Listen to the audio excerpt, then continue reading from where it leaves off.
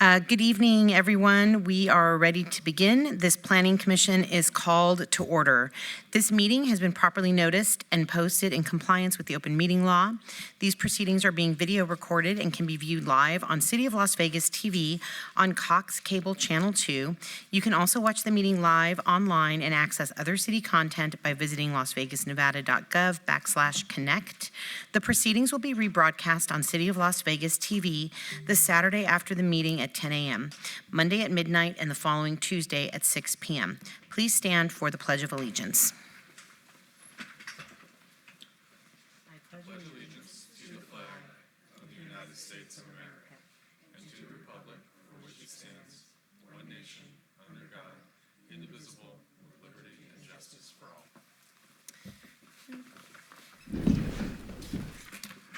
all. City Clerk, would you please call the roll?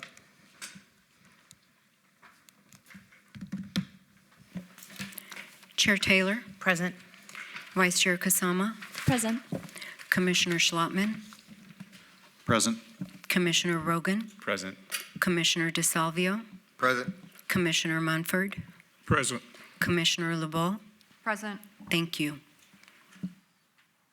Thank you. I call to your attention the information printed in your agenda concerning our actions and the appeal and review process if appropriate. Please read this carefully, and if you have any questions, staff is available.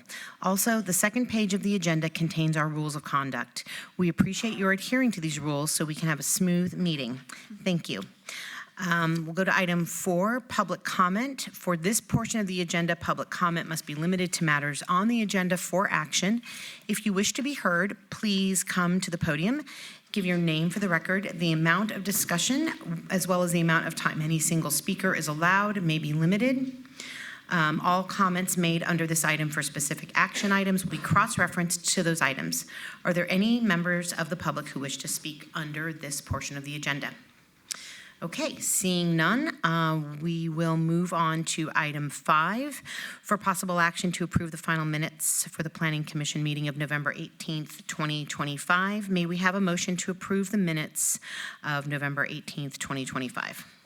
Chair, I make a motion to approve the minutes for the November 18th Planning Commission meeting. Thank you. There's a motion on the floor. Please cast your vote. Please post.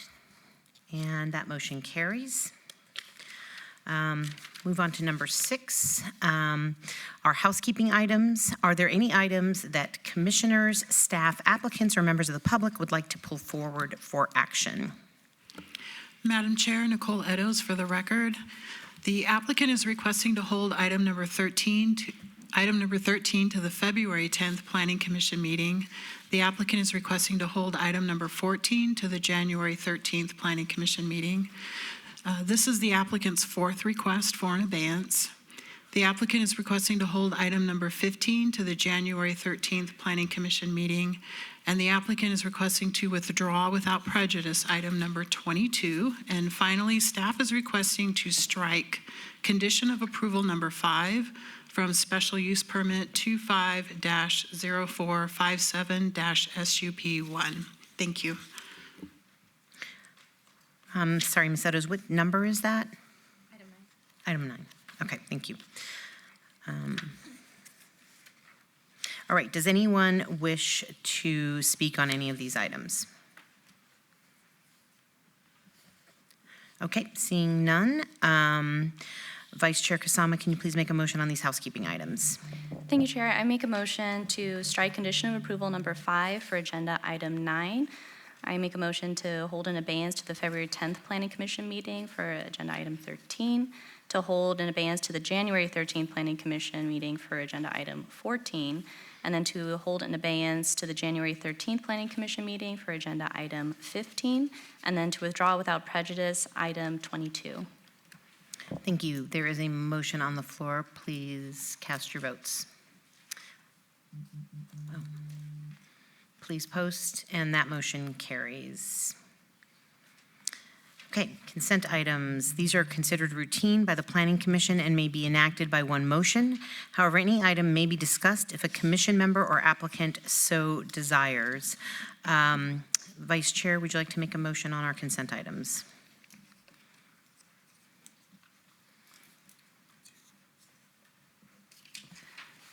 Chair, I make a motion to approve the consent agenda items. Okay, thank you very much. There's a motion on the floor. Please cast your votes. And Commissioner Sama. Perfect. Please post. And that motion carries. And item number 7 is final action unless appealed to the clerk in 7 days. And item 8 is final action unless appealed to the clerk in 10 days. Thank you. Let's move on to our one motion, one vote items. These following items may be considered in one motion, one vote. They are considered routine, non-public, and public hearing items with a staff recommendation of approval. All public hearings and non-public hearings will be opened at one time. Any person representing an application or a member of the public or a member of the Planning Commission not in agreement with the conditions and all standard conditions for the application recommended by staff should request to have that item removed from this part of the agenda. So first, number 9, 25-0457 SUP1, applicant owner Nevada Good Luck Investments LLC for possible action on a land use entitlement project request for a proposed 5,083 square foot alcohol on-premise full use at 1309 South Commerce Street, Ward 3 Diaz. Item number 10, 25-0497. And for item number 9, just again to note that the condition of approval number 5 has been stricken from that. Item number 10, 25-0497, applicant owner Massandra 6701 Delray Apartments LLC for possible action on the following land use entitlement project requests at 6701 Delray Avenue and 1750 Santa Margarita Street, Ward 1, Knutson.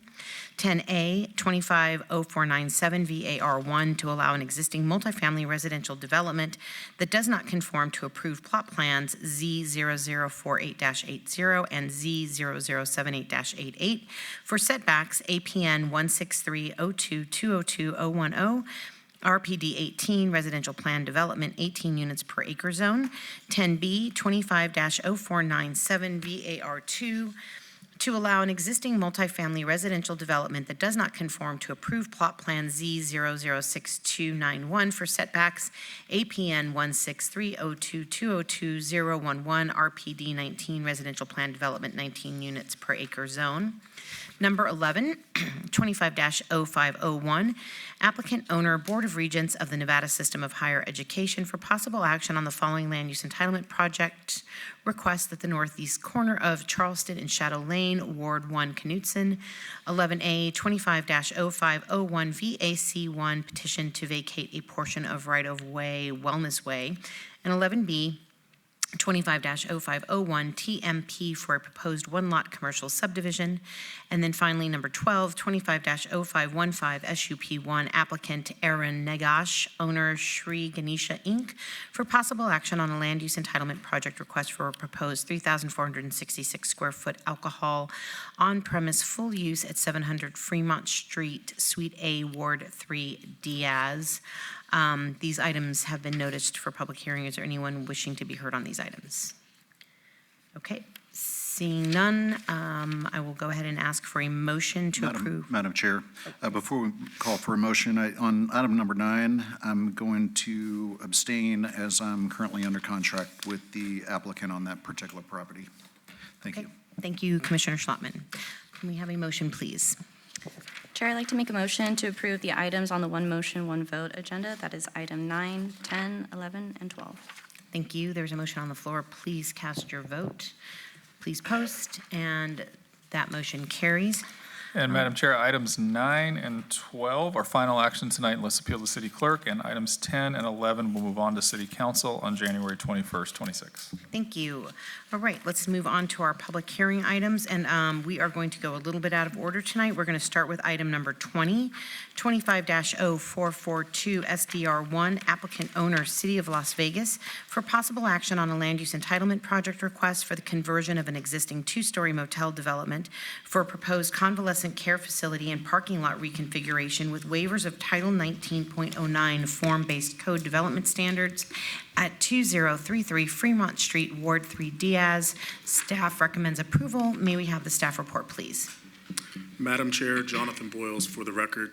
The proposed development represents an opportunity for adaptive reuse by utilizing a vacant and underutilized motel for supportive facilities, which is an explicitly defined goal within the vision master plan for downtown. The requested waiver and exceptions are minor in nature. Staff finds the proposed development will be compatible and harmonious with development in the surrounding area and recommends approval of the site development plan review subject to conditions. Please note additional documents for support were received after publication. Thank you. Thank you very much. Good evening. If you could please state and spell your name for the record, give us your address, and tell us about this project. Good evening, Chair Taylor. My name is Gina Venglas. It is spelled Gina, and my last name is Venglass, and I am the city engineer for the City of Las Vegas Public Works Department. Here tonight to request approval for our item for 2033 Fremont Street Transitional Housing Project. As they mentioned, this project is for transitional housing on a 0.66 acre parcel located on the north side of Fremont between Bruce and Charleston, and one of the older unused motels. At the end of the day, the city will be providing 28 transitional housing units for the unhoused population that are transitioning back to stability.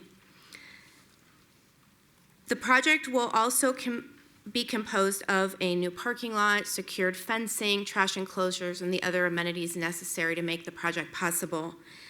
The sponsoring department is Neighborhood Services, and tonight I have Patrick Petrie with me tonight, but we respectfully request approval for this project. Thank you. Thank you very much. This item has been noticed for public hearing. Are there any members of the public wishing to be heard? Okay. Oh, are you coming down, ma'am? Yeah, folks, feel free if you hear your item come up and you want to speak, come on down so we can get you up to the microphone.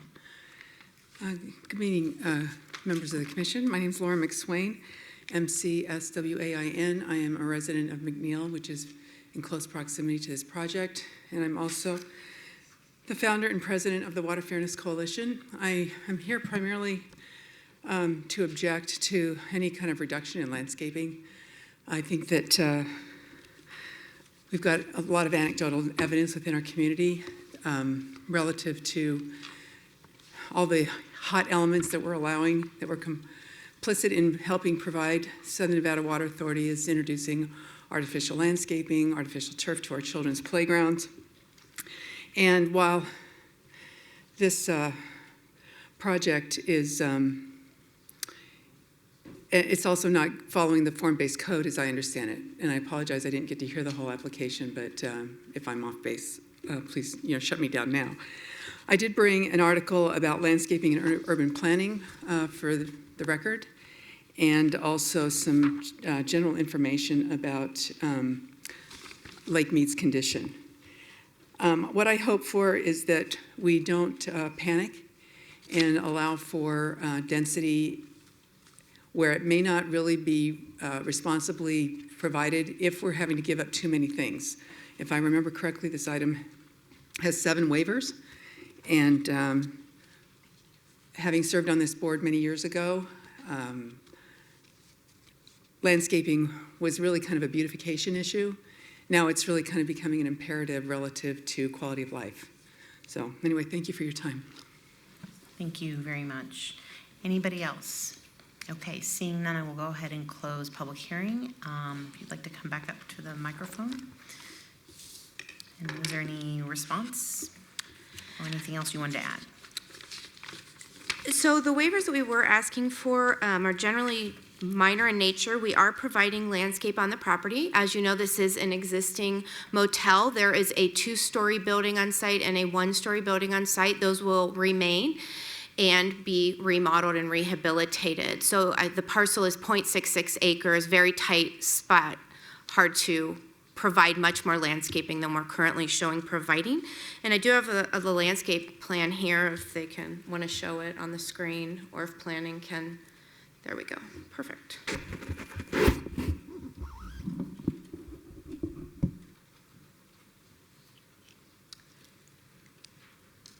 So we're showing several new trees and bushes and shrubs with decomposed granite. Okay, thank you very Thank you. much. That will go ahead and pass it back to the commission. Is there anyone that has comments? Commissioner DeSalvio? Thank you, Madam Chair. Excuse me. Convalescent care facility is what it's listed under, but you keep saying traditional housing. Convalescent care is usually recovering from an illness or an operation. So can you explain why you're calling it traditional housing? I'm just trying to figure it out. Thank you, Commissioner. I'm going to actually ask Nicole, maybe she can help on that one.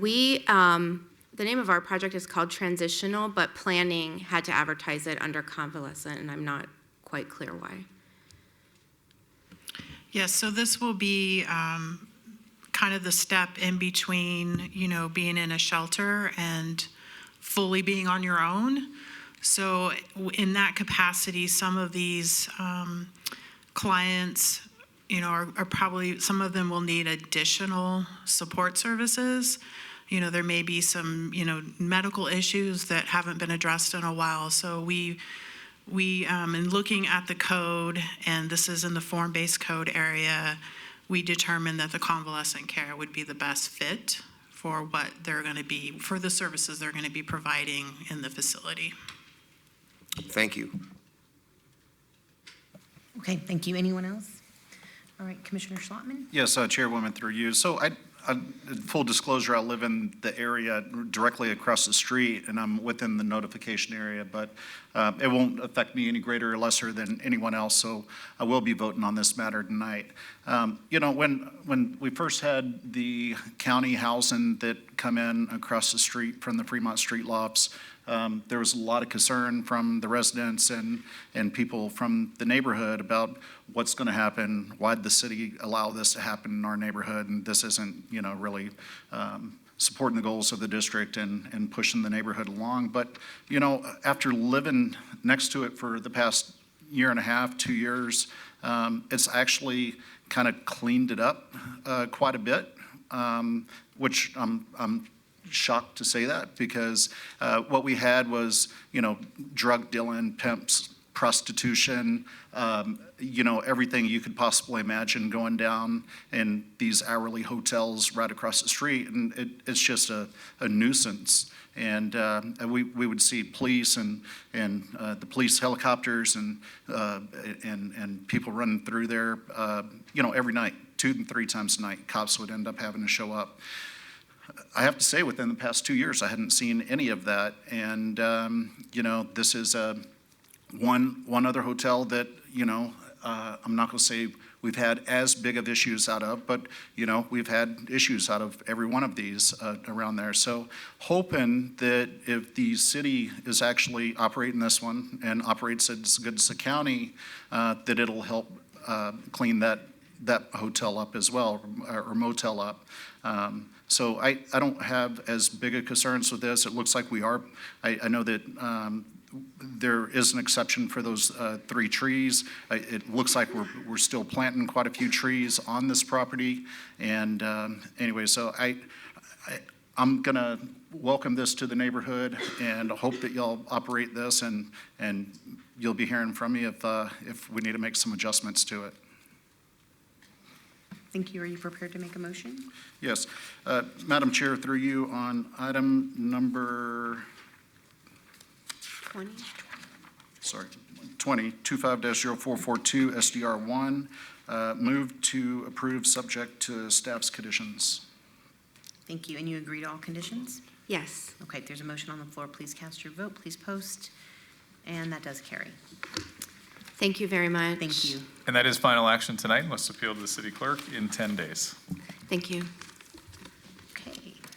Thank you very much. All right, let's go back to item 16, abeyance 25-0363 SDR1, applicant owner Iona LLC, for possible action on a land use entitlement project request for proposed parking facility with waivers of Appendix F interim downtown Las Vegas Development Standards Area 1 on the east side of 4th Street, approximately 150 feet north of Gas Avenue, Ward 3 DS. Staff recommends approval. May we have the staff report, please? Madam Chair, this is Mackenzie Caldwell for the record. Please note revised plans were received today, December 9th, showing a 5-foot wrought iron fence along the front and rear of the property. The driveway along 4th Street will not be gated. This eliminates the need for a waiver of the maximum fence height along the front property line, as an 8-foot fence has previously been requested. The waiver condition has been eliminated in the staff report located in your supplemental packet. Staff finds the proposed parking facility to be appropriate infill development within the civic and business district. The requested waivers are minor and will not detract from the existing pattern of development in this area. Staff therefore recommends approval subject to conditions. Please note there is an additional letter of protest submitted after publication. Thank you.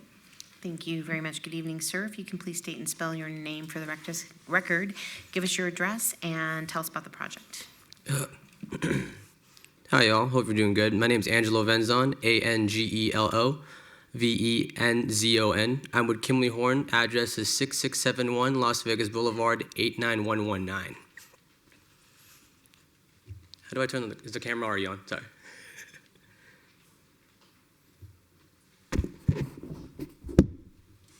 Perfect. Thank you. So as you can see, so this one, it doesn't deviate too far from what we've seen from a month ago. So this still has the 14 stalls, 7 chargers, 14 charging parking spaces.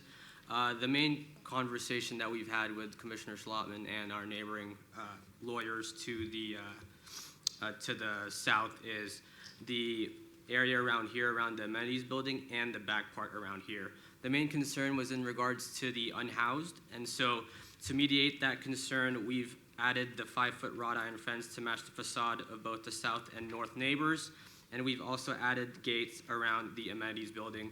Kind of hard to see, but it's located here on the frontage along 4th Street right here, all the way up to the street-facing facade of the amenities building, and then we've also gated off this area right here with an access code accessible through the application on the phones. So that helps mediate the unhoused from pulling up or camping around in this area. And per our client, this facility is also monitored 24/7 from a remote surveillance building. Okay, thank you. This item has been noticed for public hearing. Are there any members of the public wishing to be heard on this item? Okay, seeing none, I will close public hearing. I will pass it back to the commission. Does anybody have any comments or questions on this item? Yes, Madam Chair, through you. We held this in abeyance last month because Mr. Greg Cope, the attorney next door, had some questions, and there was quite a bit of confusion about the fence and where it was located, and that's been resolved. There wasn't a fence at the back, but the elevations were showing a fence at the back. They have agreed to that fence at the back, and they have agreed to the other fence going around the container, which was great because that would definitely be a place for people to hide out. Also, there was a request at the last meeting. The 8-foot fence kept being thrown out there. There's no 8-foot tall fence any longer. It's a 5-foot fence. It'll meet city code. And so I did speak to the neighbor earlier today, and he was 100% support of the project with the way that it's now being designed. So there's no other comments. I'm ready to make a motion. Okay, just checking again. No other comments? Anybody? All right, please make your motion, Commissioner. And Chair, on item number 16, abeyance 25-0363 SDR1, move to approve subject to staff's conditions, and you agreed all conditions have approved? Agreed. Okay, thank you. Thank you very much. There is a motion on the floor. Please cast your vote. Please post. And that motion carries. And that is final action Thank you. tonight, unless appealed to the city clerk in 10 days. Thank you very much. Okay, item number 17, abeyance, 25-0390 SDR1, applicant Kevon Khorshid, owner Dental Training Center and Digital Lab, Inc., for possible action on a land use entitlement project request for a proposed 6-story, 70-unit mixed-use development with 2,177 square feet of commercial area with waivers of Appendix F interim downtown Las Vegas development standards, Area 2, at southeast corner of Gas and 7th Street, Ward 3 Diaz. Staff recommends denial. May we have the staff report, please? Madam Chair, As demonstrated by the numerous requested waivers pertaining to required on-site parking spaces, landscape buffers, lot coverage, and building setbacks that do not conform to Title 19 development standards, staff has determined that the proposed development has been overbuilt. Also, the proposed 6-story, 88-foot-tall development is out of scale with the surrounding area in the Founders District, which predominantly consists of 2- and 3-story developments. Therefore, staff recommends denial of the requested site development plan review. Thank you. Thank you very much. Good evening, sir. If you could please state and spell your name for the record, give us your address, and tell us about this project. Good evening, Sheldon Colen, Colen, 2140 East Pebble Road. The project, as staff described, it's a first-story retail project with 5 stories above it for apartments, and it'll have parking on the first floor and then going down into a basement. We have redesigned the project based on meetings with Commissioner Schlottman, and the staff was presented with a redesign for 56 units. That is what will be on there, and it still has the same amount of parking at 42. When we also discussed this project with you, Commissioner, we have since revised the site plan, and I can provide this to staff if needed. We have added trees on 7th Street. There's 4 new trees that we've shown on this. And on Gas, we recessed the building almost 5 feet on the first level. It'll still extend out on the 2nd floor and up, which will then create a shade method along this area right here. And in addition to that, we've included another tree and landscaping on the corner to help with the continuation of shade and the requirements that the city has adopted. And also there is a rendering showing what the concept is for the building. It doesn't have the latest things that we discussed today, but we're in agreement on those items. I'm here to answer any questions. Thank you very much. This item has been noticed for public hearing. Are there any members of the public wishing to be heard? Okay, seeing none, I will close public hearing. I will turn it back over to the commission. Commissioner Schlottman, I'll take you last, but is there anybody else? Okay, I just want to say thank you so much for, at the last minute, taking my suggestions and input and feedback. I think this is a really beautiful building. It's a great project. I think it's going to be a good sort of foundation for future development.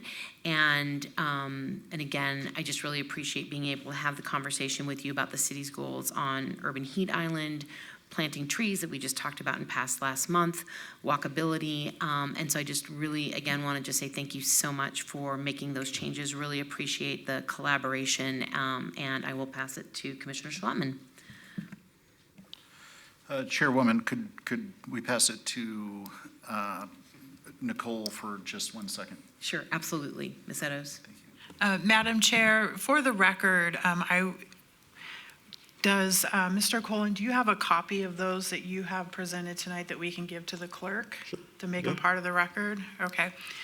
With the new site plan and landscape plan, I would then need to revise condition of approval number 2 to read, all development shall be in conformance with the site plan and landscape plan, date stamped 12/9/25, and building elevations, date stamped 11/4/25, except as amended by conditions herein. And this, Madam Chair, will get this new landscape plan and site plan officially on the record and as part of the development that you're approving or reviewing tonight. Okay, thank you, Thank Ms. you. Eddowes. And then the one question we didn't talk about real quickly, and I couldn't see it because the print was small, what size trees were you putting in? 24-inch It's box? on there, but they're, I think, 36 or 24-inch box. Okay. It's on there. But it's on there, perfect. There's a landscape plan in there too with all that called out. Okay. Specifically. Okay, thank you again, Commissioner Schlottman. All right, Madam Chair, through you. Sheldon, thank you for meeting with me a couple months ago and holding this in abeyance. I completely understand staff's recommendation for denial based on where they see the Founders District going. You know, I do have a little bit of a different perspective, just, you know, understanding the 3 to 5 year supply of land that we have here in the city of Las Vegas, as was presented to City Council just a couple of months ago, and the need for more housing and density. And when I look at the Founders District, I look at it a little bit different. I look at Craig P. Kinney and his 3 or 4 story. I look at the Academy and the new 3-story parking garage, the big auditorium that the Academy is about to build, the huge law office with the big rotunda over the top of it, just to the west side of the Academy.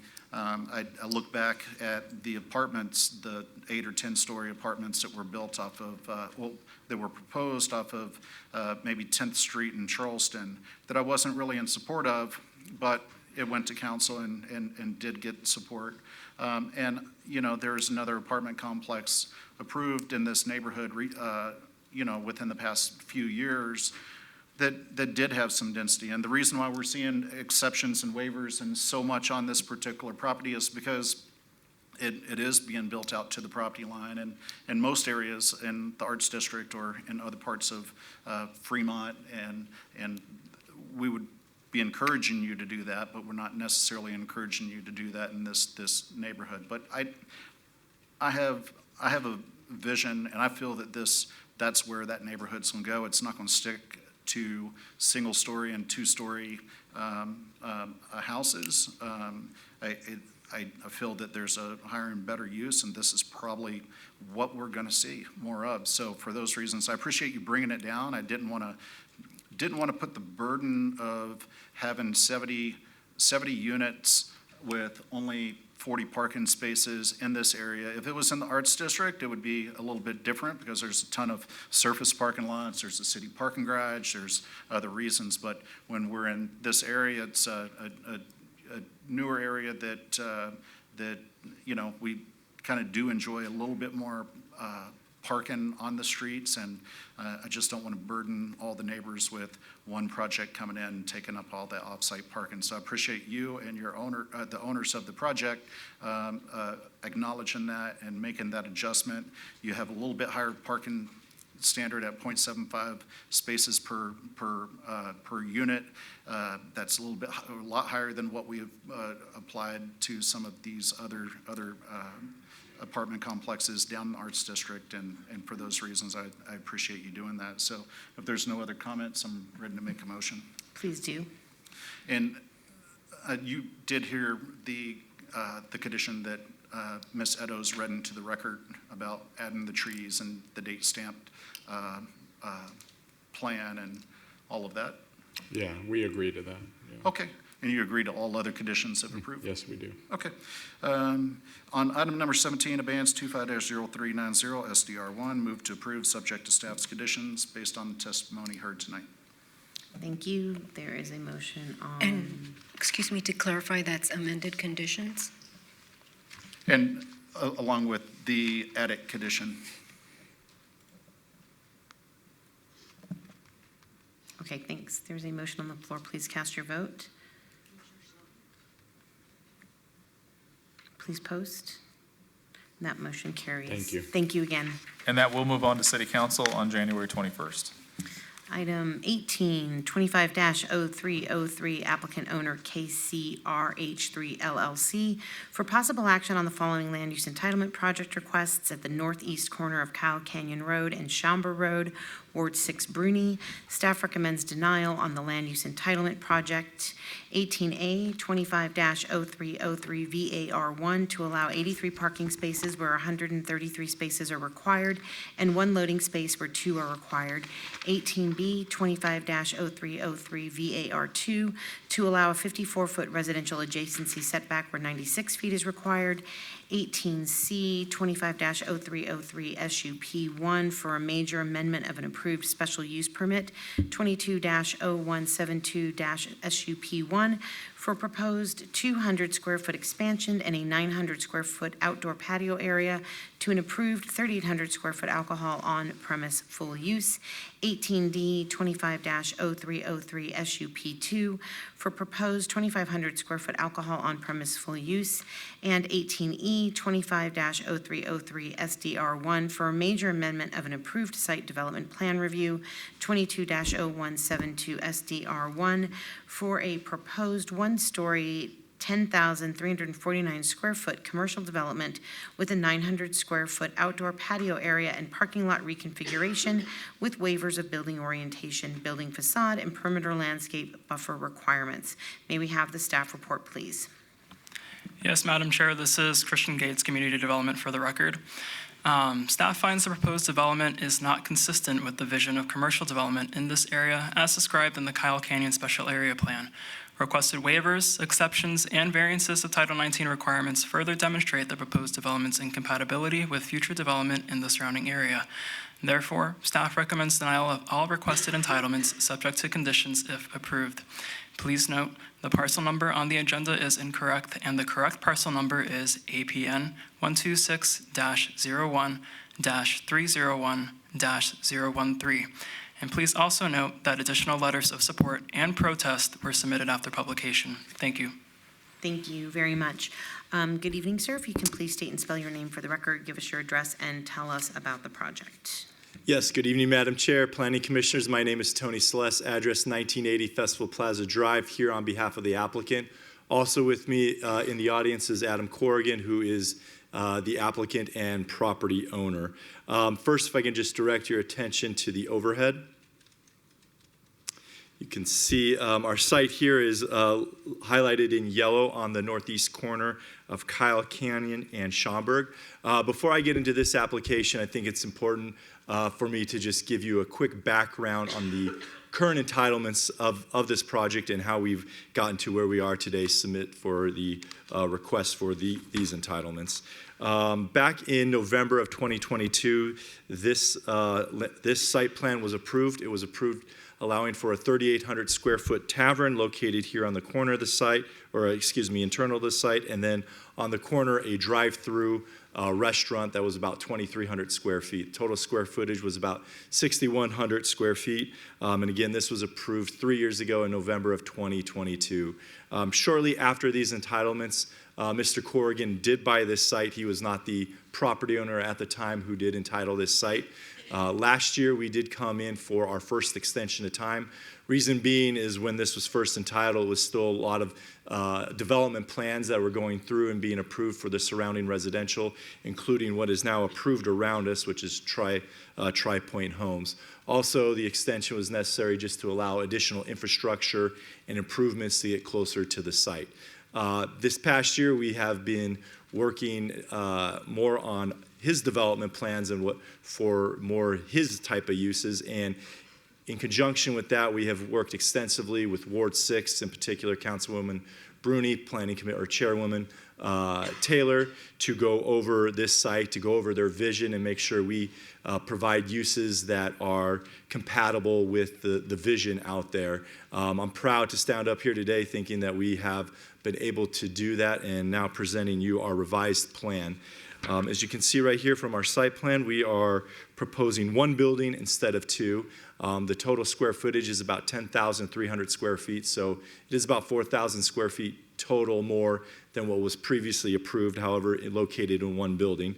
Our tavern will be located on the west end cap here, slight increase from the 3,800 to about 4,000 square feet. What we are proposing here as the main anchor tenant is Rustic House. It is a non-smoking restaurant with restricted gaming and on-premise consumption of alcohol. This will be his fourth location. Other two are in Boca Park in the city, one in the city of Henderson on Eastern and Serene, and one in Clark County on Sunset and Grand Canyon. So this is a great family use, non-smoking, family-oriented, with the restricted gaming and non-smoking. So that was one of the things that we discussed with Ward 6 about the type of restaurants they'd like to see, and this was the one that was identified, and we're proud to bring it here. You can see in the middle we have about another 3,000 square feet. That'll be retail. Not quite identified yet, but a lot of ideas about potential bicycle shop, Pilates studio, some type of neighborhood commercial use. And then finally, we have a secondary restaurant, which would also have liquor on-premise consumption, but no gaming. This one would be more geared toward breakfast, lunch, thereby offsetting the peak hours of what the tavern would be. This is the site plan we are proposing. Along with that, there are a couple of, as noted, variances associated with this. In particular, it is having to do with the design of Schaumburg, or what will be Sheep Mountain Parkway. This site originally started with a little over 2 acres that was going to be developable. It has shrunk to about 1.8 acres. We have worked extensively with Public Works and planning on the design of Schaumburg. This has been a little bit of a moving target, not just for us, but for the city as well, and we greatly appreciate them working with us on what this final design will look like. Just by way of example, you can see right here, or here's the elevations of the building, obviously be first class building. You can see right here is the Schaumburg alignment, or Sheep Mountain Parkway, which will extend up to Moccasin. You can see highlighted in blue now is residential that is going in. That is Tri-Point. We are highlighted here, or we are the unhighlighted portion on the corner. This is what the street section of Sheep Mountain Parkway is going to look like. Basically, it's going to require 60 feet of dedication on our side, plus the required 20 feet of landscaping. So that essentially eats about 80 feet of usable area for us to develop. And that's what has triggered some of the landscaping waiver and the parking. With respect to the landscaping, it occurs right here on Sheep Mountain Parkway. We are supposed to provide a 20-foot common element. Within that 20 feet would be 5 feet of landscaping, a 5-foot detached sidewalk, and then an additional 10 feet of landscaping behind that sidewalk. We are providing the 5 feet of landscaping, 5 feet of sidewalk, but only 7 feet of landscaping behind the sidewalk. Reason being is we do already have a parking reduction required, and if we were to even provide 3 additional more feet, it would eat even further into that parking reduction. We feel that the parking we have right here will actually work and works well with his concept, a well-established operator, along with the different type of hours of operation and retail use, that this will be sufficiently parked at the 83 spaces. We are going to offer to add an additional 36-inch box tree in this location right here in the landscape strip, 5-foot landscape strip. And also, we are going to add some additional landscape planters there at portions where we can make sure that it's ADA compliant. But we definitely want to provide a little bit of landscaping here to soften the appearance from Kyle Canyon Road. One of the other things I want to note is that we have also worked with our neighbor Tri-Point to the north here. This is their, it might be, I don't know if we can zoom in, but this is their street section alignment along Sheep Mountain Parkway. I'll read it to you because it is a little bit small, but basically we are matching theirs, in fact, providing a little bit more landscaping than theirs. They are providing a 5-foot wide landscape strip, 5-foot sidewalk detached, and then additional 5 feet behind the behind the sidewalk there. The goal when we were having these meetings over the summer with Public Works in particular and planning was to try to provide a uniform streetscape frontage along Sheep Mountain Parkway. We feel that this plan now does match and uniform to that. There'll be a little bit of tapering down here, up here in the north, to match what the approved plans are for Tri-Point there. So we appreciate staff's review and several meetings. We appreciate meeting with Tri-Point, our neighbor. Greatly appreciate the guidance and working with Ward 6. They have given us a lot of vision and direction, and hopefully because of some of the hardships here, a little bit of flexibility and consideration for the parking. Just as a side note, I did a little research as far as other parking waivers recently granted by the city. One very similar earlier this year in March on Smoke Ranch and Rainbow, I believe. There was a 10,000 square foot about 10,500 square foot retail center that was approved actually in addition. There was originally about 7,000 square feet and then a 3,500 square foot addition. That addition obviously triggered additional parking waiver, and very similar to ours, the parking was reduced from 138 spaces to 79. We're asking to go from 133 to 83, so about the same ratio, 40% on a similarly sized shopping center, both 10,400 square feet. While this is now obviously much more developed out, what we know is coming, that Sheep Mountain Parkway and Kyle Canyon Road will be looking very similar to this, commercial with residential around it. So we think that's a good guiding point. Previous precedent that the city has reviewed this, at least at the Planning Commission, City Council level, and we're supportive of those parking reductions. We are agreeable to all the conditions of approval, and like I said, we do want to add that one additional tree, and I'm more than happy to answer any questions you may have. Thank you very much, Mr. Celeste. This item has been noticed for public hearing. Are there any members of the public wishing to be heard? Please come on down.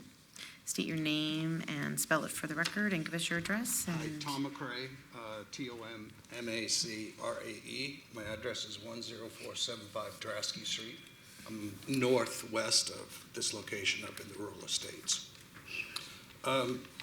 First of all, I want to thank everybody for what you've done at Kyle Canyon and Sheep Mountain. Everything up there turned out beautiful. The parking reduction we think is crazy. Myself talking to other people, I think they bought it. They know what it is. You guys gave them Sheep Mountain. We lost all the parking, temporary parking up on Kyle Canyon when you get off the freeway because of the developments. And this is going to be the first spot, it's the only commercial spot you guys approved on the master plan. They're going to be buried. Giving up parking's crazy. As far as the S250303 SDR, he just talked about landscaping. I think you should have to put every bit of landscaping in there possible. It's a desert, dirt area where people are going to be parking. And that's it. Thank you very much, sir. Anybody else? Okay, seeing none, I will close public comment and turn it back over to the applicant. Just a couple things I would say in response. One, we're going to be responsible or help coordination with the city on the full improvements of Kyle Canyon and Sheep Mountain Parkway. It is going to look substantially different here in the coming years with those improvements, with Tri-Point being built, and like I said, just showed the streetscape that we're matching along Schaumburg, Sheep Mountain Parkway, and providing the full landscaping and development of Kyle Canyon. We're going to have homes around us. We think it can be a walkable area as well. So we do think that the landscaping and the parking will be consistent with the other approved developments and what you're going to see in 3 or 5 years from now. Thank you very much. Okay, we'll turn it back to the commission. Anybody have any comments? No. Okay, then I will just say thank you so much to you and your client, Mr. Celeste, for all the work on this. This is the second commercial development that has been up for review by the Planning Commission on Kyle Canyon Road, and I think that with all of the residential developments that have been approved, this is just going to be a really welcome opportunity to really create the community that Ward 6 has envisioned for Kyle Canyon Road. I'm very excited that you are bringing a smoke-free tavern so that all of the families that are moving up to Kyle Canyon have a place that they can feel, if they're not comfortable with smoking, that they can bring their kids and themselves. I think that it's a really tough site, and while I appreciate very much the concerns about parking, I think it's going to be a really welcome addition, and hopefully the parking will kind of work with the way that your client has envisioned staggered uses. I really appreciate the work that you've done to coordinate with the residential subdivision adjacent to you. And I think that that it's really creating a great neighborhood and community that can have walkability up there on Kyle Canyon Road. So I just really, again, want to thank you for all the work. Couple questions, and then possibly I need to just, for all of the collaboration that we did in terms of what it was going to look like, what the use would be, we never, and I know you said 36-inch box, which I appreciate, but what we've been talking about in terms of a condition for trees instead of just the 36-inch box was, again, and I think we may have discussed this, the designation of large, fast-growing trees from the Southern Nevada Water Authority list with a 3-inch caliper 6 inches above ground level. 100% we agree to that revised condition, or however Okay. it should be, but yes, we, Okay. 100% correct, thank you. All right, and then can we put in the condition for the added tree, and thank you again for doing that, and then can we put some kind of condition in for the site development plan review to have the planter landscaping at the front side of the building? Yes, we can agree to, we will absolutely put some type of planter, we just have to make sure ADA compliant. but Right, understood. Correct. Okay, so Ms. Eddowes, I don't know if you want to, do you want to craft things and have Mr. Celeste come back, or do you want to? Madam Chair, we have, so from what I understand in the discussions, there was going to be an added tree on that 5-foot landscape strip next to Schaumburg. We have that condition. I have a condition we can add for the minimum 3-inch trunk caliper on the 36-inch box trees. I can, and then, I'm sorry, and then the next was a planter box adjacent to the, We'll go back to the 36-inch box. The language that we've been using, that fast, large-growing trees species with the 3-inch caliper. okay, we can craft that up. And then maybe something like inclusion of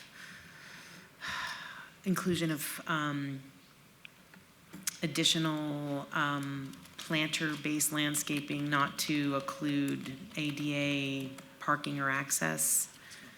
And if I may add, along the south elevation. On the south elevation, yeah. Yeah, Madam Chair, I worry about adding that condition because you have to maintain an ADA pathway. Okay. Which is 36 inches. So you would then be pushing that out another 3 feet, and I don't know that they're going to have that enough room or space to give up an additional 3 feet and then keep the required drive aisle width. Okay. I would hate to make that a condition, because then if they can't make it work, they have to come back and do a review of Right. condition. If we can get, I think Mr. Celeste would do his best to try and make it work. I think he will. I think he will. It's going to be a first class. I know it is. Staff, yeah. I know, it's going to be great. I'm really excited about this project. So, okay, so let's not put that condition in. Thank you. Maybe as you start to develop it, we can just. We'll keep you posted for sure. Okay, perfect. Maybe you can put some stuff on the patio, like on the edge of the patio. Okay, but so the 36-inch box and the addition of that one last tree, if you can just read those conditions. Yes, Madam Chair, through you, we would amend condition number 11 of 25-0303-SDR1 to add, the technical landscape plan shall include the following changes from the conceptual landscape plan. A fast-growing tree with a 3-inch caliper base, 36-inch box tree shall be placed at the northwest corner of the subject property within the 5-foot wide landscape buffer adjacent to Schaumburg Road. Thank you. Thank you very much. Okay, anyone have anything else? All right, otherwise then I'm going to make a motion to approve 25-0303 and all of its subpart with the added in conditions, and you agree to those and all existing conditions? We agreed all the additional revise and exist in all conditions. Thank you. Okay, great, thanks. There is a motion on the floor. Please cast your votes. Please post. That motion carries. Thank you, Mr. Celeste, for helping to, again, create a great neighborhood up there on Kyle Canyon Road, and appreciate, again, all your collaboration. We appreciate Ward 6 and working with us, and we really look forward to this development. Thank you very much. And that is final action tonight. Let's appeal to the city clerk in 10 days. Thank you. Item 19, 25-0420, VAR1, variance applicant owner, the Alma Family Trust, for possible action on a land use entitlement project request to allow an existing home addition and residential accessory structures, shed and shade structure, and proposed patio cover that do not conform with Title 19.06 development standards for setbacks, separation, and lot coverage at 305 LaRue Court, Ward 1, Knutson. Staff recommends denial. May we have the staff report, please? Madam Chair, no evidence of a unique or extraordinary circumstance has been presented in that the applicant has created a self-imposed hardship by constructing a home addition, shed, and shade structure without permits that do not comply with the current Title 19 setbacks and separation requirements, as well as proposing to construct a patio cover that does not meet Title 19 setback requirements. Therefore, staff recommends denial of the variance request. Thank you. Thank you. Good evening, sir. If you can please state and spell your name for the record, give us your address, and tell us about the project. Good evening, Madam Chair, Commissioners. Edgar Montalvo, Montalbo, 3606 Calico Brook Court, Las Vegas, Nevada, 89147, on behalf of the client. And pretty much this is a residential project where the clients saw that they were one of these projects, and the clients think that they can do whatever they want just because it's their property. So now they got this notice of violation, and we're trying to make it compliant. So we're trying to make it work in the way that they have it. Pretty much they built an additional bedroom on this corner. They have a patio, and they have this shade structure on the corner. Then they agree that they're going to be removing it because it doesn't add anything to their property right now. It's just covering the pool equipment and this storage on the corner. They did a beautiful work, and they did it to look very, very nice on the house. The thing is that they don't have any permits. So the issue that they have right now is the setbacks. They're not meeting the setbacks on the property, and but they got the approval from all their neighbors, all the 6 neighbors, and I just sent to it. They have a additional letter, so I want to leave it here with you for the case. So pretty much that's what we're looking for. Your approval for the lack of the, thank you very much, of the distance on the setbacks, and we're willing to work with you if any conditions, and of course they're willing to accept it. They're a beautiful couple. It's Anna and Hilda, and they're going to have they're expecting the twins right now, so they don't want to have any more problems on the house because they're just expecting the baby. So that's why they couldn't be here, because they have a medical appointment tonight. But I'm here to answer any of the questions that you might have. Okay, thank you very much, sir. This item has been noticed for public hearing. Are there any members of the public wishing to be heard? Okay, seeing none, I will close public hearing. I will turn it back to the commission. Anybody have comments or questions on this item other than Commissioner Rogan? No? Okay, I will pass it to Commissioner Rogan. Thank you, Chair. Just for the edification of the other members of the commission, I met with Edgar and his clients yesterday evening to take a look at the project. And speaking with them, a lot of these additions, the additions to the home, the shed, were actually constructed by the prior owners, not these folks, which in my mind makes a difference. They did agree to take the detached shade structure down. In addition to it not serving any useful purpose, it's also adjacent to homes that themselves have setback issues that have not been approved by this commission or the city council. And so I think that it would be a fire hazard if one of those caught fire. It would certainly spread to all of the neighboring structures that are just immediately adjacent to that shade structure. So they've kindly agreed to take that down. The additions are aesthetically compatible. The shade structure that is attached is large, but it is aesthetically compatible, and it does provide that shade. I had no problem with it in looking at it.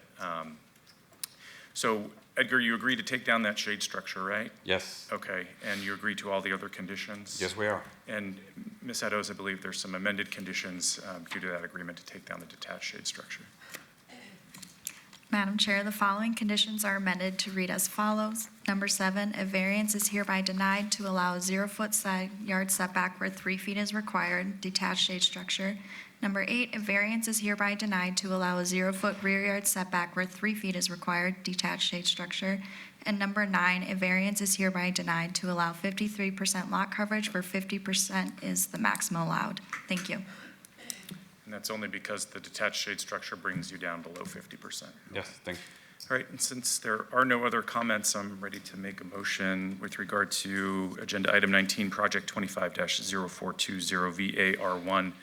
I move for approval subject to staff's conditions as amended here tonight. Thank you. There's a motion on the floor. Please cast your votes.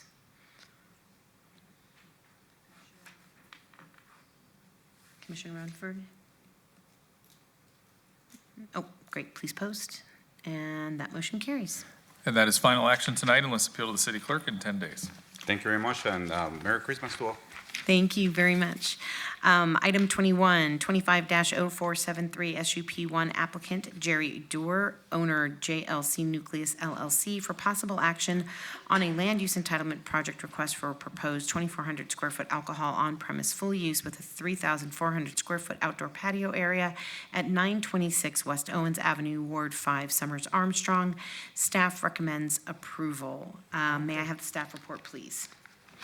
Madam Chair, the proposed use can be conducted in a harmonious and compatible manner with the surrounding commercial uses. Therefore, staff recommends approval of the requested special use permit, subject to conditions. Thank you. Thank you. Good evening, sir. If you can please state and spell your name for the record, give us your address, and tell us about the project. My name is Jerry Durr, and the project is Taste of Class Lounge and Venue. It's really for the seniors like my age. I'm 70, so it's for seniors my age to come have someone enjoy themselves without a lot of drama going on. So I just want to say thank you. Okay, great. Thank you, sir. This item has been noticed for public hearing. Are there any members of the public wishing to be heard? Oh, sir, Mr. Durr, come back down. Wait, hang on. Any members of the public wishing to be heard? Okay, seeing none, I'm going to close public comment. I'm going to pass it back to the commission. Does anybody other than Commissioner Munford have any comments or questions on this item? Okay, great. Seeing none, Commissioner Munford, I will pass it back over to you. Thank you, Madam Chair, through you. Good seeing you again, Jerry. It's been a while. How you doing? I think this will be a good project for the Nucleus Plaza. I know Jerry, he's had businesses in this area before and has done a good job with those businesses. And I'm glad you're making a run at it again. Yes. Yeah, so I have no problem with this project, and I'd like to make a motion. Please do. If nobody else. Right, thank you. All right, I'd like to make a motion for approval on item number 21, 25-0473-SUP1. I'd like to make a motion for approval. You're fine with all the conditions of staff? Yes, I do. All right. Thank you very much. There's a motion on the floor. Please cast your vote.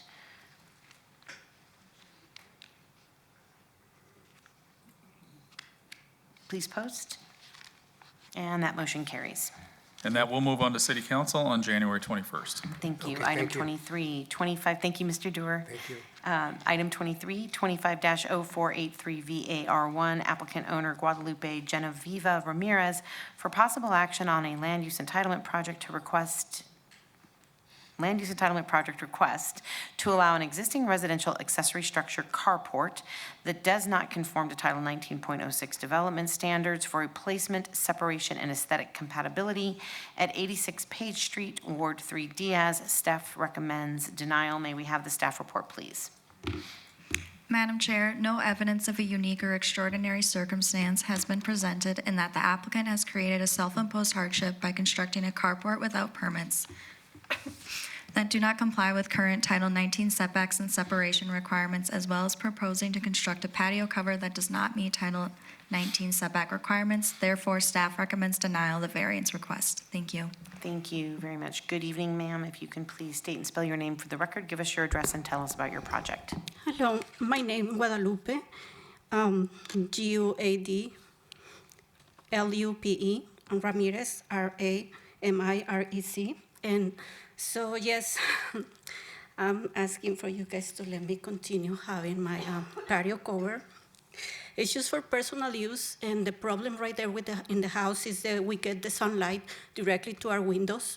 So we asked to have our windows replaced, and it was like more than $5,000. So I couldn't afford it. So then I asked one of the handyman if we could do something, and then This person told me, if it's, you can ask for a variance, but if it's gonna be wood, you have to ask for permit, and then say, but only if it's gonna be wood and if it's attached to your house, and if it has like electricity included or something like that. So, so I say, okay, what about if it's a metal one? Because I see my neighbors, I don't know how you can see, I have pictures right here. In the same street, 4 of my neighbors had the same structure, kind of like it's the same material, which is metal. So I asked one of my neighbors, and they say they have it for years. They did not need a permit, they just did it. So that's why I went ahead with the project. And so, like I said, it's not bothering nobody. It's just for personal use. When it rains, even the water comes inside my property, not outside. So if there is a way that you guys can let me have it, I'll appreciate it. Thank you very much, ma'am. This item has been noticed for public hearing. Are there any members of the public wishing to be heard? Okay, seeing none, I will go ahead and close public hearing. I will pass it back to the commission. Does anybody other than Commissioner Schlottman have any questions or comments on this item? Okay, seeing none, Commissioner Schlottman? Yes, Madam Chair, through you, I appreciate you coming out today and presenting to us. I looked at this and I looked up and down the street. I did see 1 or 2, but houses further down with carports. However, the carports, I traditionally have never supported this because it doesn't meet our code. It protrudes almost all the way out to the front of your front property line. And, and then we look aesthetically, is it compatible with the house? And it's really not compatible with the house. Unfortunately, the person, whoever advised you on this, advised you incorrectly. And I mean, if it's somebody that you paid, I would suggest going back to the contractors board to get your money back out of that person, because they shouldn't be giving you that bad advice. But I just I can't support it just because front patios, I've seen them 100 times, and I just have never been able to find a way to grant a variance on these front patios, unless if anybody else has any other comments. I'm ready to make a motion. Well, I'm thinking if it's your concern is about safety, which of course, being in my house and being used for my children and my grandchildren, I appreciate it, and I'll follow the rules definitely to be in compliance with it. But just by saying, oh, it doesn't come with the other houses. But I don't want to go against, of course, my neighbors or anything, but I find it kind of like unfair. Just because somebody say, oh, does that person have permit for that? But it's not about safety. Like I say, other neighbors have it too, and definitely I'm not the kind of person that I'm gonna point fingers at my own neighbors, Right, Madam Chair. Yes, go. I'll just address that. And it's not about safety. It's not about having a building permit or not having a building permit. If you would have had a building permit, and went to the building department, you would have found out that this wouldn't have been allowed. You would have come to this board to ask for the variance, and then we would have told you no. We could have saved you all the money and heartache of having to build this. And if the other neighbors come forth, before this board here within the next couple of years, while I'm still on this board, they're going to face the same issue, just as the past, 60 or so people that have come and asked for this variance.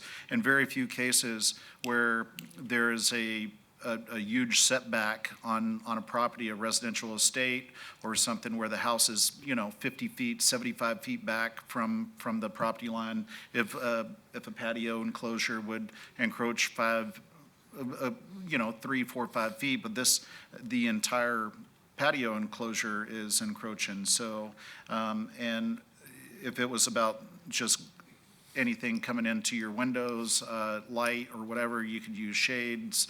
There's a lot of other reasons, but it's not the worst one that I've ever seen, but there have been some pretty bad ones that have come before this board, and I just can't I can't find myself trying to prove one whenever I've told so many people no. It would be unfair and unjust to every person who's come before us for the past 14 years while I've been up here. Well, maybe we can make changes, right?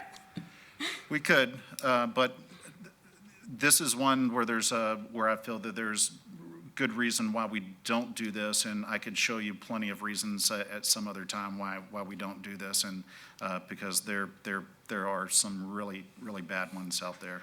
So, but sorry about that, and sorry about somebody misguiding you, but I do have to stick to our city code on this one. Thank you. Would you like to make a motion? Thank you. Yes. Madam Chair, on item number 23, 25-0483 VAR1, move to follow staff's recommendation for denial. Thank you. There's a motion on the floor. Yea vote is for denial. Please cast your votes. Please post. And that motion carries. And that is final action unless appealed to the city clerk in 10 days. Thank you. Item 24, 25-0499, applicant owner 300 Charleston Apartments QOZB LLC for possible action on the following land use entitlement project request at the southwest corner of Charleston Boulevard and 4th Street, Ward 3 Diaz. Staff recommends denial on the land use entitlement project 24A 25-0499 EOT1 for mixed-use development, 24B 25-0499 EOT2 for proposed 8-story mixed-use development consisting of 501 residential units and 20,313 square feet of commercial space with a waiver of the 70% build-to-line requirement. May we have the staff report, please?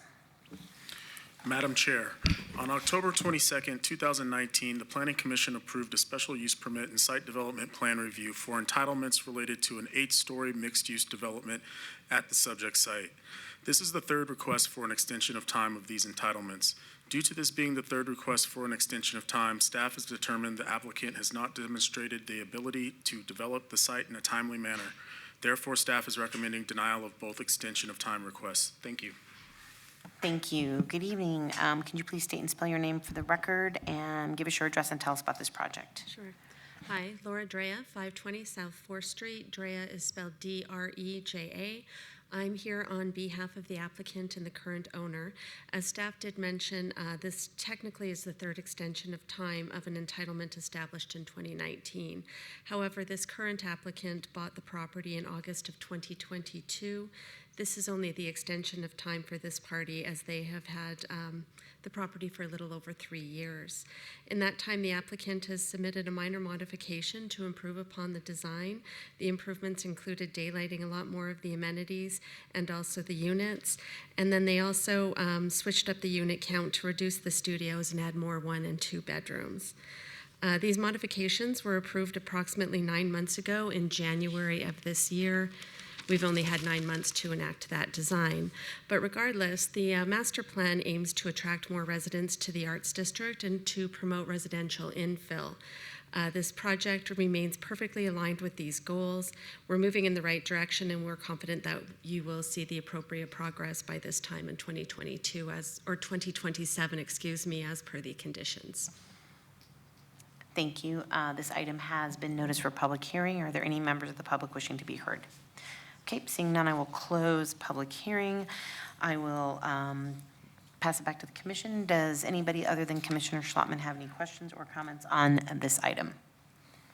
Okay, seeing none, Commissioner Schlottman? Yes, Chairwoman, through you. I look forward to seeing this project being built.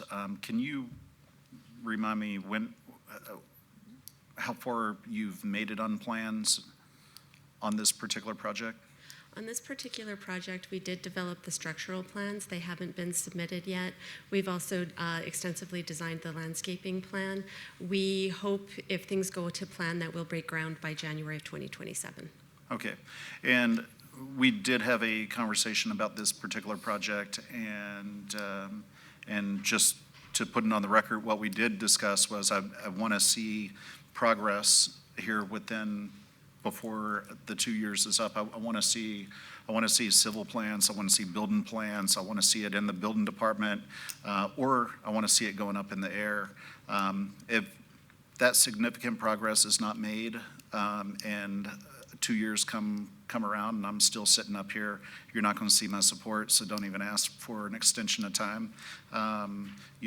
Unless if you're just so close where we're just waiting on final signatures on plans. So I would encourage the owners to get after this as quick as they possibly can, because it takes a while, especially with a project of this size, and they're probably going to burn up 1.5 years, 2 years working on their plans. So you'll have to really go out this hard. But other than that, we need this housing downtown. We need it in the Arts District. We need to support all the businesses that are down there. So for those reasons, I'll be supporting this matter.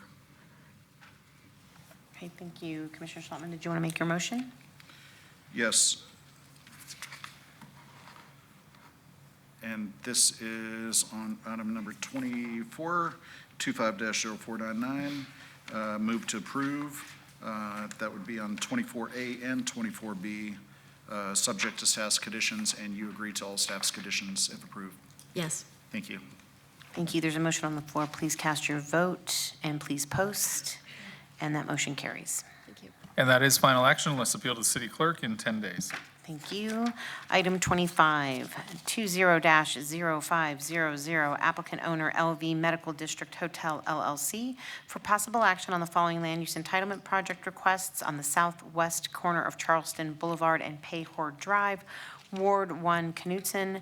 Staff recommends denial on the land use entitlement project 25A, 25-0500 VAR1 to allow a 0-foot perimeter landscape buffer adjacent to a T3 designated parcel where 15 feet is the minimum required. 25B, 25-0500 VAR2 to allow a building address to be assigned on Charleston Boulevard, where the building address shall be assigned to the primary street from which the major ingress and egress occurs.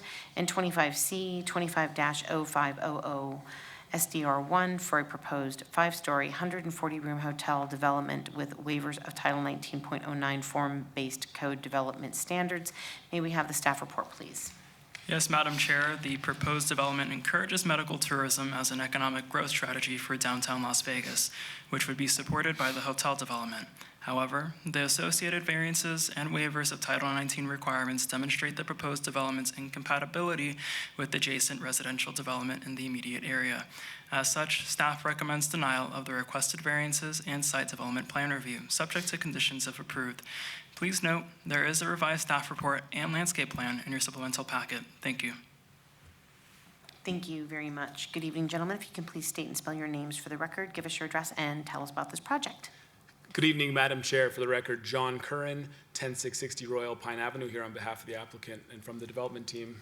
John Mulkey, JOHN MULKEY. I reside at 8913 Players Club Drive, 89134. We're pleased to present a site development review with accompanying variances for a 5-story, 140-room hotel in the heart of the medical district. The subject site is an assemblage 1.4 acres on West Charleston between Rancho and Martin Luther King. The hotel is tastefully designed with a little nod to the neighborhood. It did incorporate some mid-century modern thematic elements. You got your breeze blocks and your stone veneer. Wanted to present the site as well. You'll notice the hotel is positioned right along West Charleston to maximize walkability in this core. We also included a 1,300 square foot cafe, and all these things, again, are to advance those goals in the downtown 2045 downtown master plan. The site is in the heart of the medical district. It has been well received by neighbors, including UMC, Valley Hospital, and the Kirk-Kerkorian School of Medicine. All of them have uniformly said there is a demand for high-quality extended stay hotels in the medical district. The site does meet minimum parking requirements per code. However, the development team is quite experienced when it comes to hotel operations and are sensitive to the parking needs of this project. For your information, the team does lease a adjacent parking lot with 50 additional spaces, but to really maximize the guest experience, you want as much on-site parking as you can. So with that in mind, that did necessitate a variance of a landscape buffer here on this southern residential adjacency. 15 feet is required. We're requesting 0 feet. However, I want to point out we did double the density of these trees. In addition to that, we've called out on our landscape plan that these trees are to be 36-inch box tree with a minimum 3-inch caliper. These are willow trees. They're relatively fast growing, big canopy, and should help address that concern about the residential adjacency here. I also wanted to point out the hotel, of course, is all the way tucked along Charleston, so as far as you can get away from that residential adjacency. The other variance we are requesting is for a Charleston address. Of course, that just helps with wayfinding and marketability of the project. But we're really excited. This is a Hilton Home 2 Suites. It'll fly under that brand. Tastefully designed. I think it's going to be a real asset to the burgeoning medical district, and we're excited to get to work on it. The development team has worked closely with staff for many months on this project and wanted to shout out EUD, City Manager, Planning, Public Works, and as always, just been a joy to work with. So with that, we respectfully request your vote for approval, otherwise, and happy to answer any questions you may have. Thank you very much. This item has been noticed for public hearing. Are there any members of the public wishing to be heard? If you're going to speak on an item, come on down when the item gets called. Thanks. Hi, Laura McSwain again for the record, MCSWAIN, also with the Water Fairness Coalition. First of all, I want to apologize to the applicant on item number 17. I saw the 25 and thought because I was late, they clearly had landscaping. To that point, I'm hoping that the document that I provided can be moved to this item and not put on item 17. I did submit an article about urban landscaping. I do like to see that they did upgrade the landscaping here. The only question I have, and I'm anxious to hear your conversation, is about the form-based code. A lot of work went into that, and I don't think I've seen an application yet being used form-based code, so I do worry about precedent. Again, we live up the street, but it looks lovely so far. So anyway, thank you so much. Thank you very much. Anyone else wishing to be heard?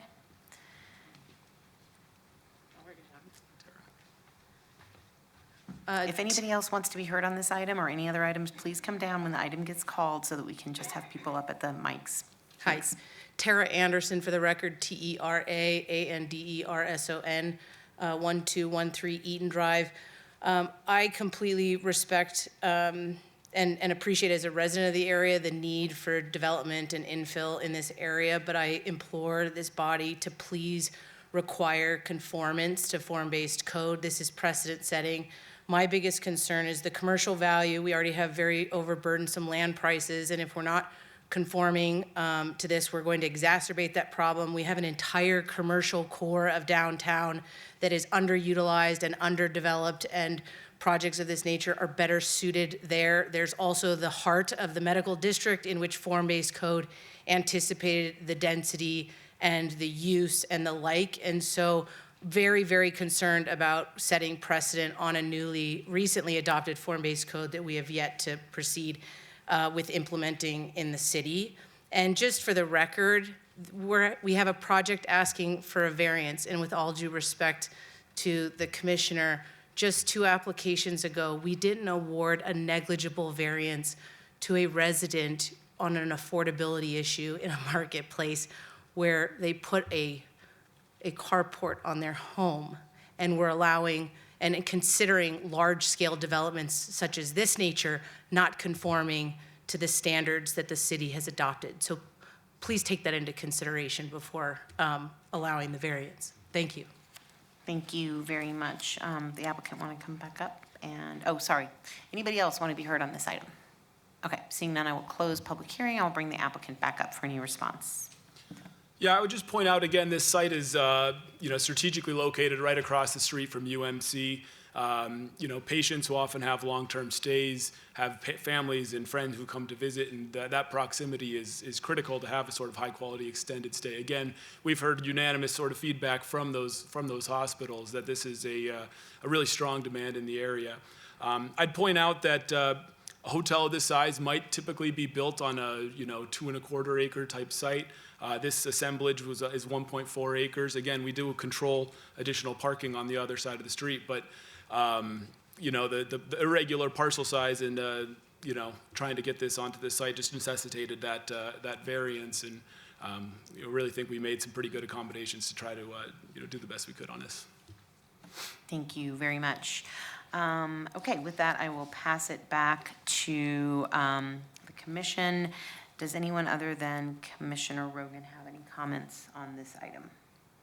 Okay, I have just a couple comments, if that's okay, Commissioner Rogan. I just want to say again, thank you, Mr. Curran, and your team for working on the landscape and trying to make sure that we have the best possible opportunities to meet what we just passed last month in terms of trees and urban forestry and trying to promote walkability.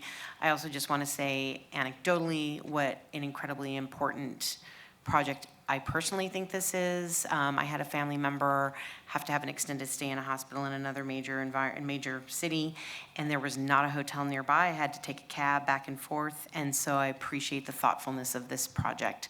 So I just, again, wanted to say thank you for working with the city and listening to my concerns on, one of the priorities that I really see that we need to be working towards for the city. And with that, I will pass it back to Commissioner Rogan. Thank you, Chair.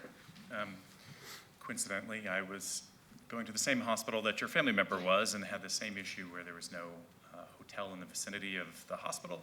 And so had to take a cab, had to go further afield to find a place to stay for a long period of time. And it is difficult when you're undergoing that kind of medical treatment to even have to travel.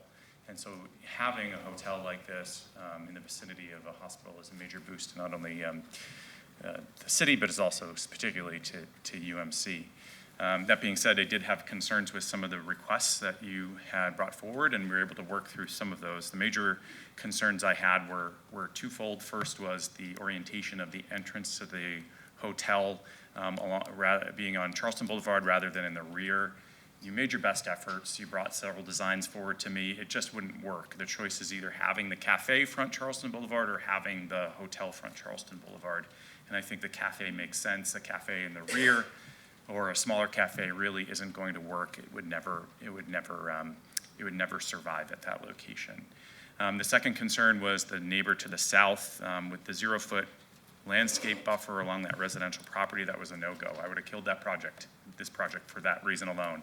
But you came up with a great idea to approximate a landscape buffer by putting in more parking islands with trees, and at my request and Chair's request, having those fast-growing larger trees so that the neighbors to the south is not greatly affected. And I believe you're also working on the lighting as well to make sure that that lighting doesn't spill over to the neighboring residents, which I think is very important as we move forward with these types of form-based code projects along Charleston Boulevard and elsewhere. So you've done everything that I asked of you, and I appreciate that very much.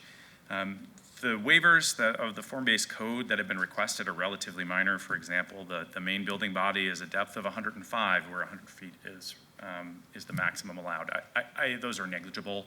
I don't think that to the naked eye it's going to be determinable whether a building depth is 105 feet versus 100 feet. And the remainder of these waiver requests are also negligible. A 16-foot corner side yard back where 15 is the maximum allowed. It's the same issue for me. So I didn't really have an issue with those. I have to say, I agree with Ms. McSwain and Ms. Anderson for coming down here. This is precedent setting, and I did talk to you, Mr. Mulkey, when we met, that it's very important that this is done right.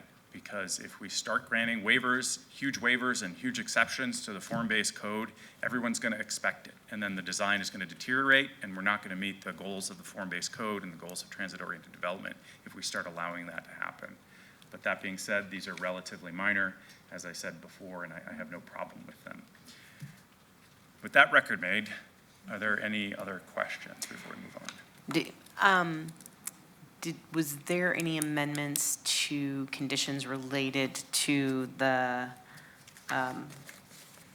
parking lot island trees? Do we have it as 36-inch box as per the plan, or did we, and can you agree to the large, fast-growing trees with the 3-inch caliper at 6 inches above? We submitted a new landscape plan into the record yesterday, so that does call out the 3-inch caliper, 36-inch box. The species specified are on the SNWA list. They are all, none of them they are moderate to fast growers.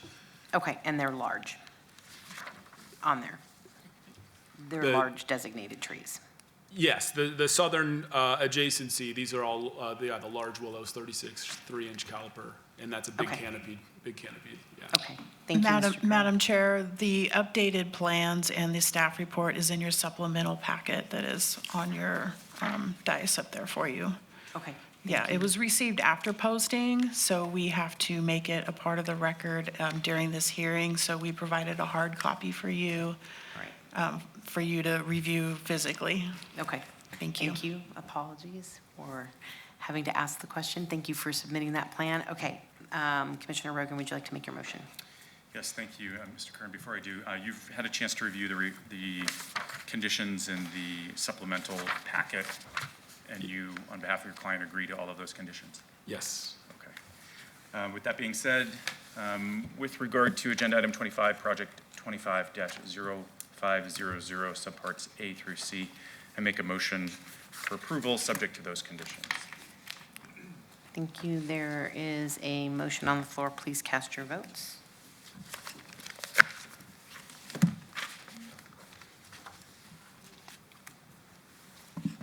And please post, and that motion carries. And that is final action unless appealed to the city clerk within 10 days. And for the city clerk, I believe the item that Ms. McSwain referred to, that she submitted something was actually out of 20. So if her document could be included from item 20 with this item. Thank you. Okay, and I'm going to call items 26 and 27 up together for presentation. We will vote on them separately, but just again for efficiency. So 26 is item 250539, applicant Greystone Nevada LLC, owner State of Nevada Division of State Lands, for possible action on the following land use entitlement project request at the northeast corner of Washington Avenue and Las Vegas Boulevard, Ward 5, Summers Armstrong. Staff recommends approval on the land use entitlement project. 26A, 25-0539 DIR1, regarding the adoption of the Grant Sawyer Development Agreement between the City of Las Vegas and Greystone Nevada LLC.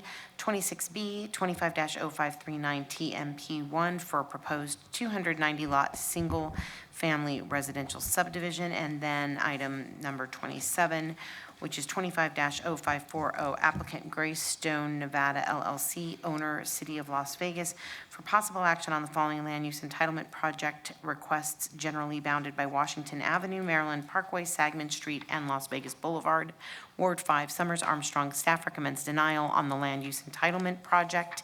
27A, 25-0540 DIR1, regarding the adoption of the Cashman Development Agreement between the City of Las Vegas and Greystone Nevada LLC. 27B, 25-0540 VAC1, petition to vacate portions of right-of-way Harris Avenue and Maryland Parkway. And 27C, 25-0540 TMP1, for proposed 781-lot single-family detached and attached residential subdivision. May we have the staff reports on 26 and 27, please? Yes, Madam Chair, for item number 26, the proposed development agreement conforms to the requirements of NRS 278 regarding the content of development agreements. Through the proposed development and design standards, the development will be consistent and compatible with the surrounding area and would provide much-needed housing stock in downtown Las Vegas. Staff therefore recommends approval of the proposed development agreement and tentative map. Please note there is the revised staff report and landscape plan in your supplemental packet, and note an additional letter of protest was submitted after publication. For item number 27, the proposed development agreement also conforms to the requirements of NRS regarding the contents of development agreements. Again, through the proposed development agreement and design standards, the development will be consistent and compatible with the surrounding area and would provide much-needed housing stock in downtown Las Vegas. Additionally, as staff has no objection to the request to vacate city interests in portions of right-of-way on Harris Avenue and Maryland Parkway, staff recommends approval of all requested entitlements with the vacation and tentative map subject to conditions. Please note, there is a revised staff report and landscape plan in your supplemental packet, and also note that additional letters of protest were submitted after publication. Thank you. Thank you. Good evening. Can you please state and spell your name for the record, give us your address, and tell us about this project? Good evening, Madam Chair, Commissioner Stephanie Gronauer, 1980 Festival Plaza Drive. Gronauer is Gronauer, here on behalf of the applicant, Lennar Homes. We were here several weeks ago with the associated master plan amendment and zone change for both the Grant Sawyer property as well as the Cashman property. We're excited today to share with you the actual plans for both projects. We have tentative maps for both sites as well as development agreements for both sites. We very much appreciate your staff's recommendation of approval on the entire project and entire application. Your planning department, your public works, your fire, and your city attorney, as you know, are stellar and have been just as stellar on this project as they always are under a bit of a time crunch. So we really appreciate all of their hard work and effort on this. I'm going to start with Grant Sawyer, which is item number 26 on your agenda. This is about 22 acres located on the north side of Washington. It's just east of Las Vegas Boulevard. The state of Nevada is the seller of this property, so if this is approved, Lennar would buy this from the state, demolish the site, and redevelop it with homes in this area, which we're hoping will be a catalyst to a whole lot of great things in the downtown area. The plan that's before you is for 290 homes on this property. There will be a gated entryway off of Washington, you can see here, and I do have a new landscape plan and entry concept that I'll share with you in just a second, but this main entry will be located here. Right as you drive in, you'll have your main amenity area with a pool and tot lot for the residents in here. There'll be a secondary resident entry and exit off of Vision Park Drive here. A lot of open space. The roll curb is in the property as well as guest parking. We exceed the parking requirements, and we have 101 guest parking spots in here for residents. All of these homes, they're colored by product type, but all of them have two-car garages, which is great for any home buyer in here. They're all for sale units. The yellow are the larger detached units that are between 2,500 or 2,055 square feet up to 2,405 square feet, so decent sized homes with two-car garages. The blue are more like detached townhomes. We're in the downtown urban core. This is going to be dense, and the goal is to keep these as attainable as possible from a price point. So those are a little bit smaller. Those are 1,705 to 1,945, but again, all with the two-car garages provided.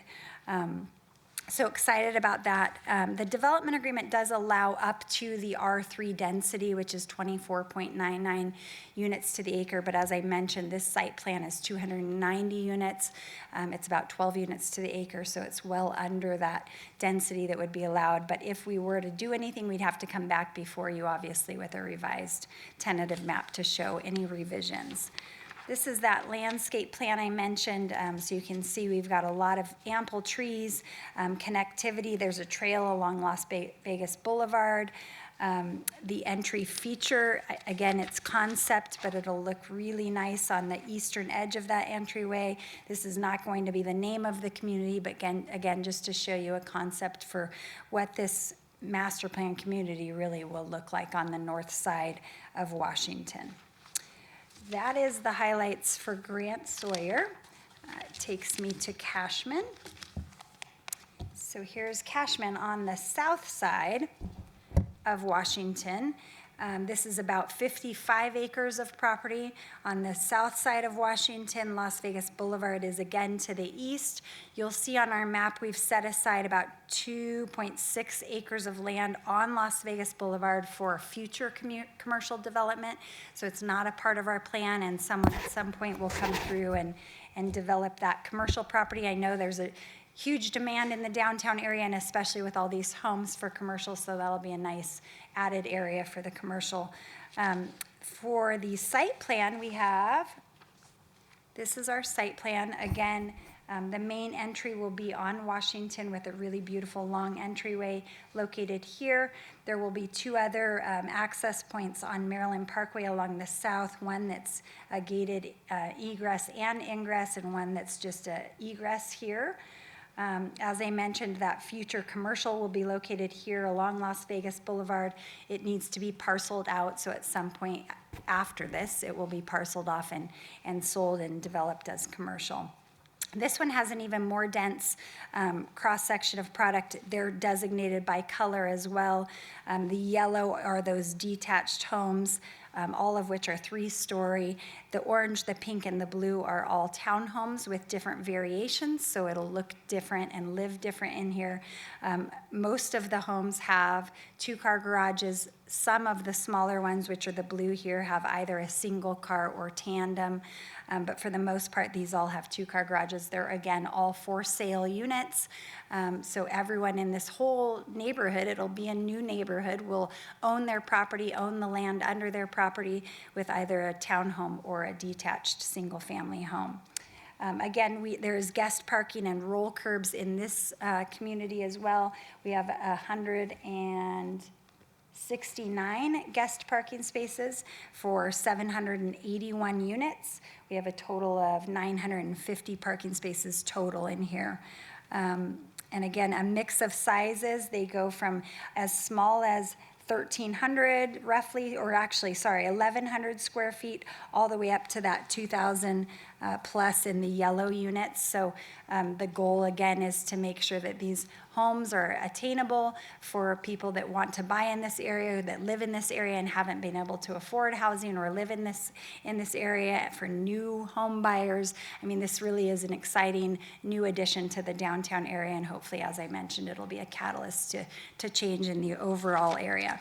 As I mentioned, we have a new site plan that's in your backup that also shows the connectivity. If you've been to Cashman, this is that area where there's a huge drop in elevation, so this is really difficult to develop this area, but there will be connectivity in there with trails. There's also a pool area, cabanas, and tot lot space here for the kids in the community. The units will have some of their own private space as well, open space as well, with balconies or patios, many of them. And then again, this is the concept for the entry. There is an accidental S that has been added to this, so this will not be Cashman's plural, it will be Cashman. But again, this is just in concept so that you can see what it'll look like. It'll look really nice in this downtown area and be a nice new gated community. So with that said, I'm happy to answer any questions you have on either project. We again appreciate staff's recommendation of approval, and we'd ask for yours tonight. Thank you very much. This item has been noticed for public hearing. Are there any members of the public wishing to be heard? Seeing none, I will close public hearing. I will pass it back to the commission. Does anyone other than Commissioner Munford have? Oh, I'm sorry. Did you want to speak, ma'am? I am so sorry. You need to come down. If you're going to speak on items, you need to come down.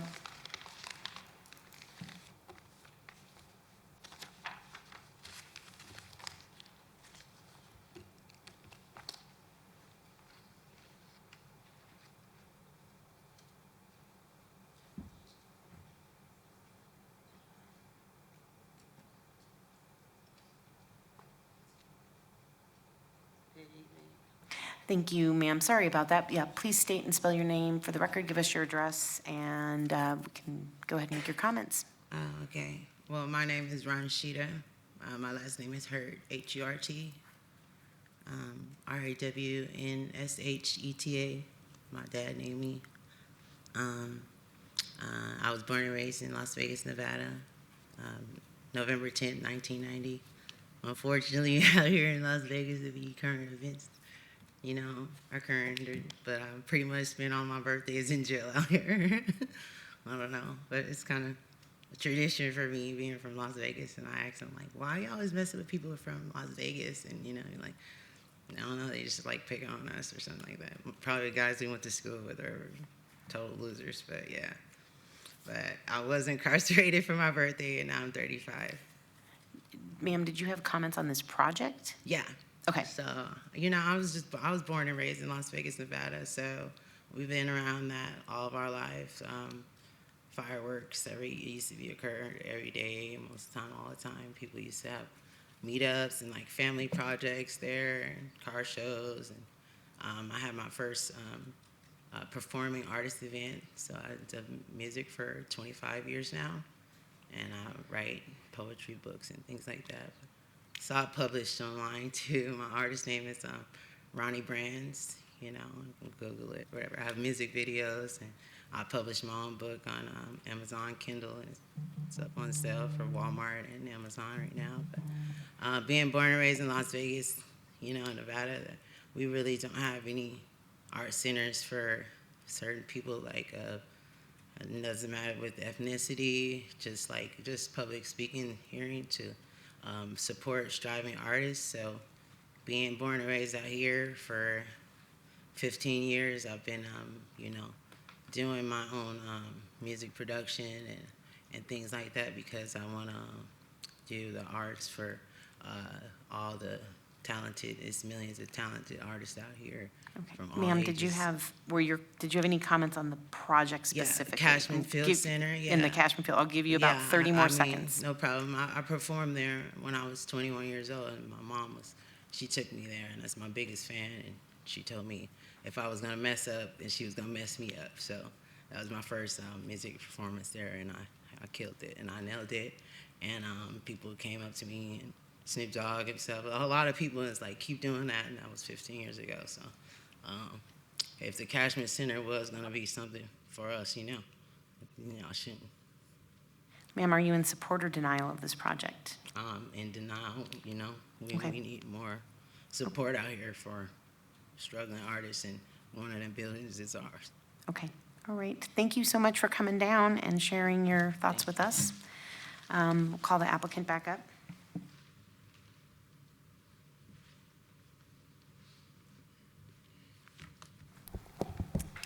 Just want to give you a chance to respond.